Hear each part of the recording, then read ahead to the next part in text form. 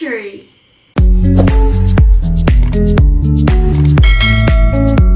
Hey guys, welcome back to my channel. This is me again, Teacher Pauline, and today I will be discussing about conflict theory.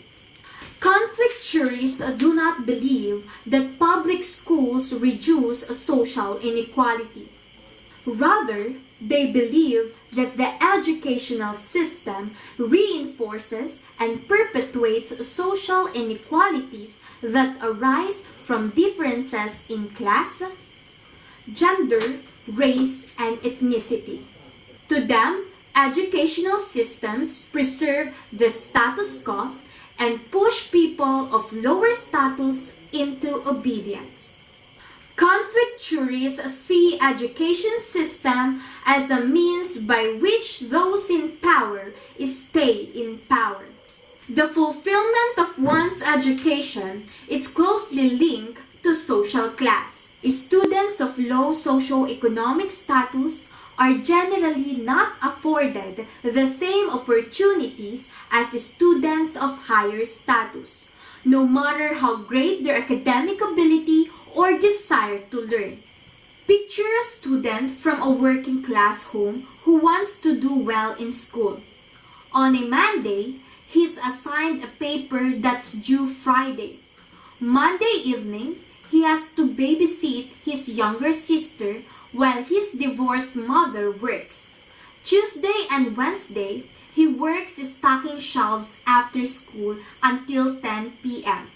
By Thursday, the only day he might have available to work on that assignment, he's so exhausted he can't bring himself to start the paper.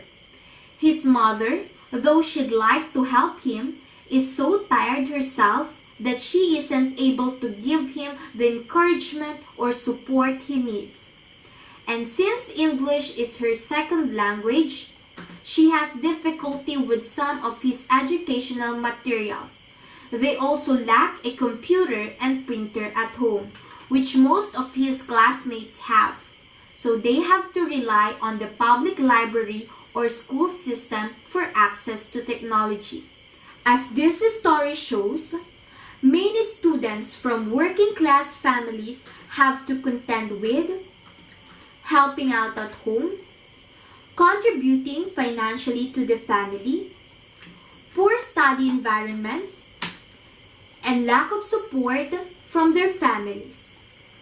This is a difficult match with education systems that adhere to a traditional curriculum that is more easily understood and completed by students of higher social classes. Such a situation leads to social class reproduction, extensively studied by French sociologist Pierre Bourdieu.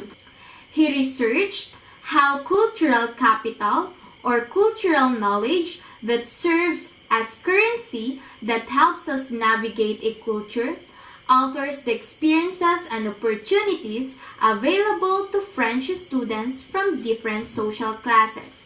Members of the upper and middle classes have more cultural capital than do families of lower class status. Result, the educational system maintains a cycle in which the dominant culture's values are rewarded.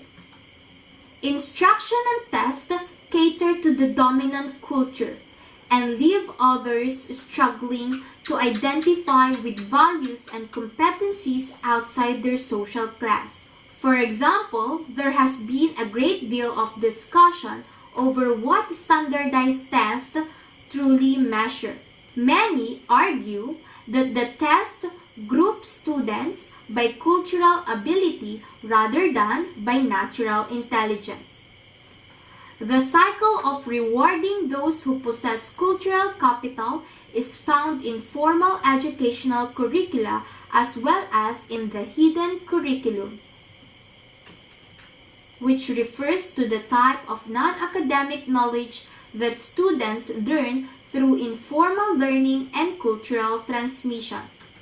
This hidden curriculum reinforces the positions of those with higher cultural capital and serves to bestow status unequally. Conflict Conflicturists point to tracking, a formalized sorting system that places students on tracks, advanced versus low achievers, that perpetuate inequalities. While educators may believe that students do better in track classes because they are with students of similar ability and may have access to more individual attention from teachers, conflicturists feel that tracking leads to self-fulfilling prophecies in which students live up or down to teacher and societal expectations. Conflicturists feel that tracking leads to self-fulfilling prophecies in which students live up or down to teacher and societal expectations. To conflicturists, schools play the role of training working class students to accept and retain their position as lower members of society.